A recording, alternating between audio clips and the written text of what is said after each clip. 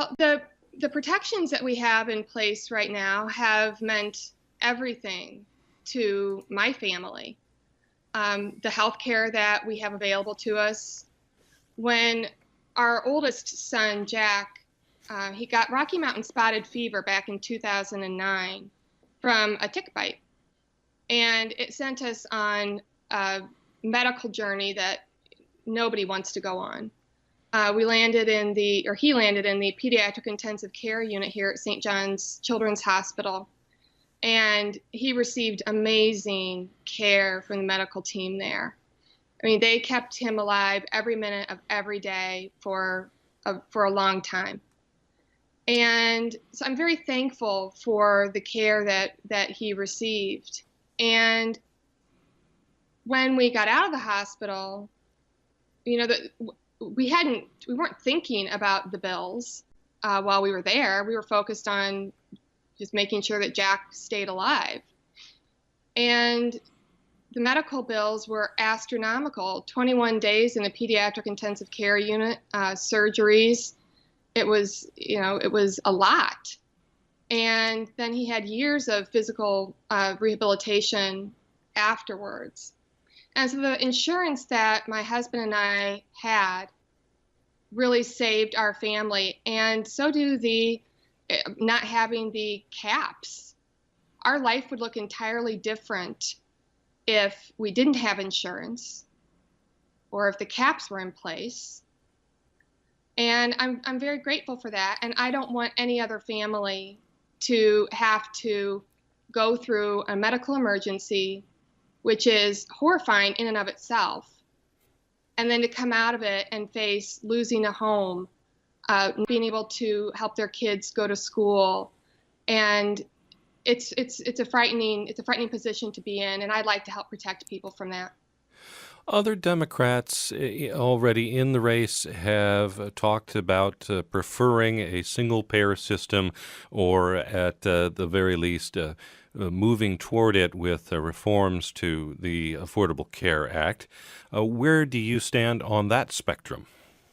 Well, I think that it will be time down the road to look at specific plans for alternatives. Right now, I want us to fix what we have.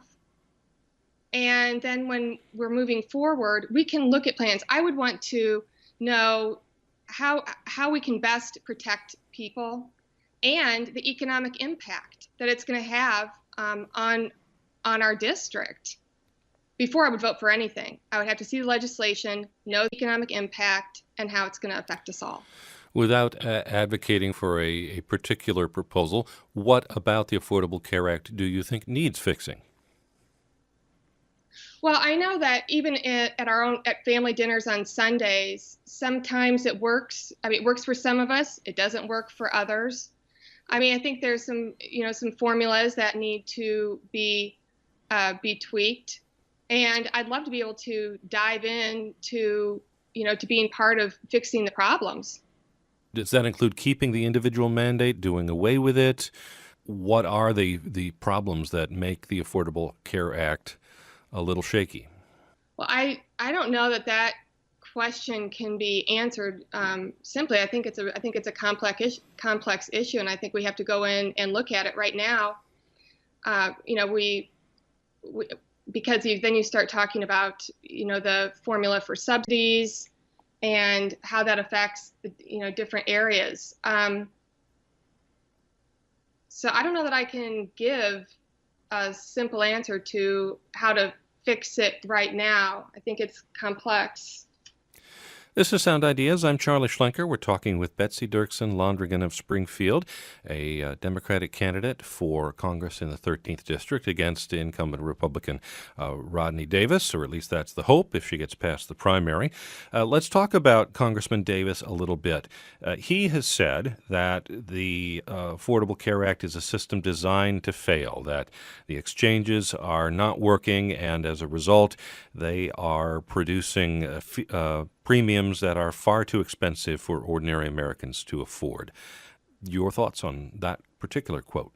Well, I feel a little bit about that answer like I feel about when people are critical of public education. You can't keep undercutting a program and then expect the best outcomes. And I think that's what's happening with the ACA. And instead of getting in and funding it adequately and making it work and using the bones that are there, undercutting it every step of the way is just it's crippling it. This race is not currently, according to the Cook Political Report, rated as competitive. Why do you think they're wrong? Well, I've been in this district for, most of my life, but for college and doing Teach for America for a couple of years. And I've seen a big difference in the way people are feeling. For a long time, I have been on the sidelines of campaigns, and I've talked to a lot of people, and there's always room for people to be disgruntled, and occasionally they were angry. But the difference I'm seeing now is that people are genuinely frightened of what they feel, they stand to lose. And that makes people very active and protective.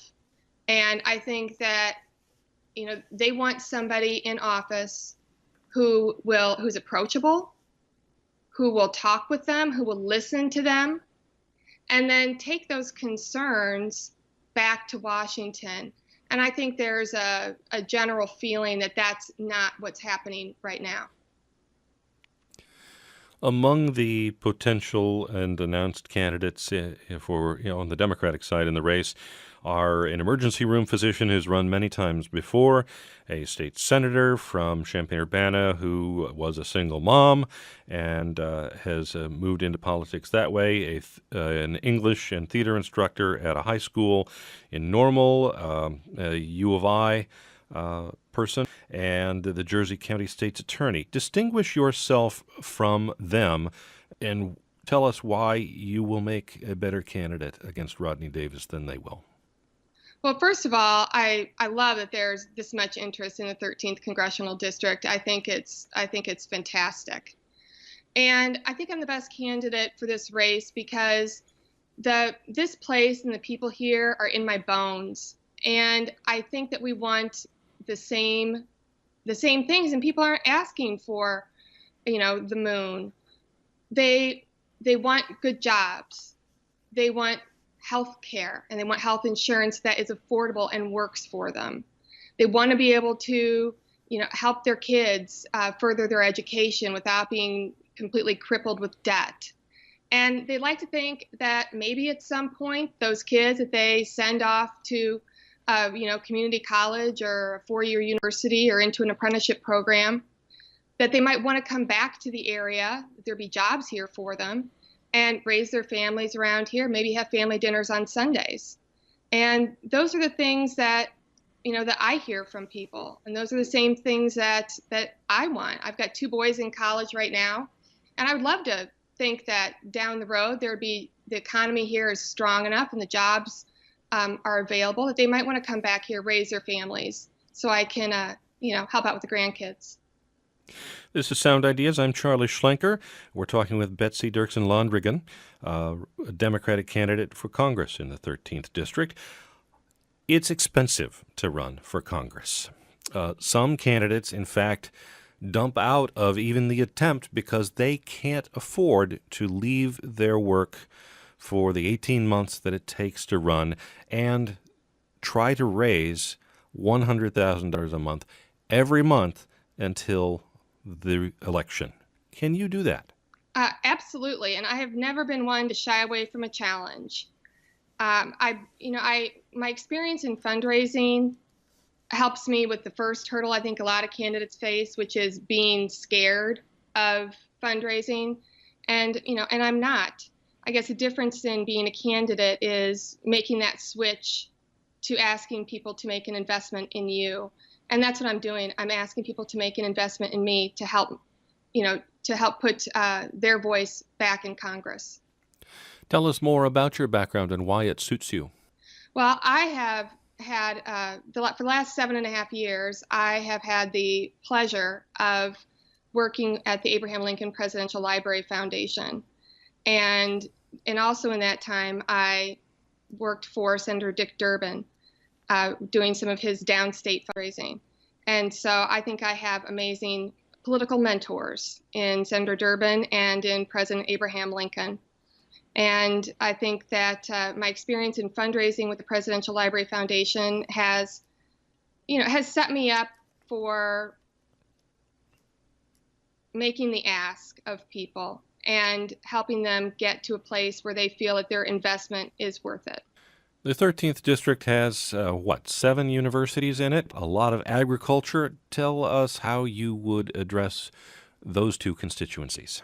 Well, with education right now, what students are facing, especially with this new budget, it increases the interest burden of the students and it freezes Pell Grants. So students are going to have to borrow more. And it doesn't offer the public loan forgiveness. I'm a huge advocate of public service. And I think that if we can help kids finance their college by going into public service afterwards, it's a fantastic idea. And it's a win-win for everybody, in my opinion.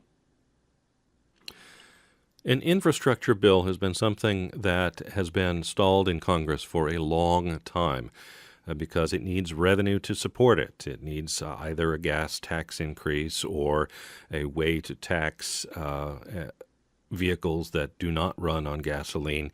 Where do you think the way forward is in that large and thorny issue? Well, that was something that President Trump really focused on during the campaign, and I was hopeful that his budget would reflect that. Instead, it reflects, big cuts to infrastructure and to the Tiger Grants specifically.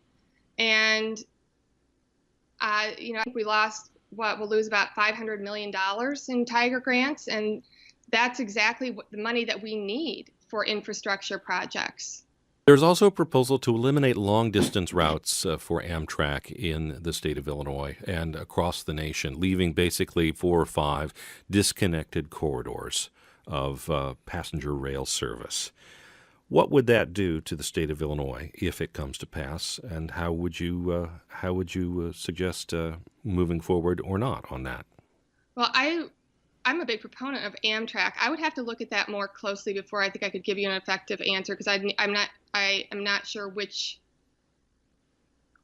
lines would be closed and how that would affect the areas around them.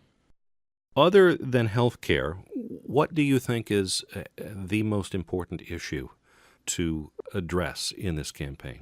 Well, I think in this district in particular, there is a trifecta of healthcare, education, jobs. In this district, they're so intimately tied together.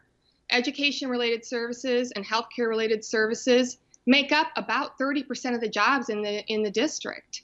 So you can't really talk about one without talking about the others. Let's protect our healthcare.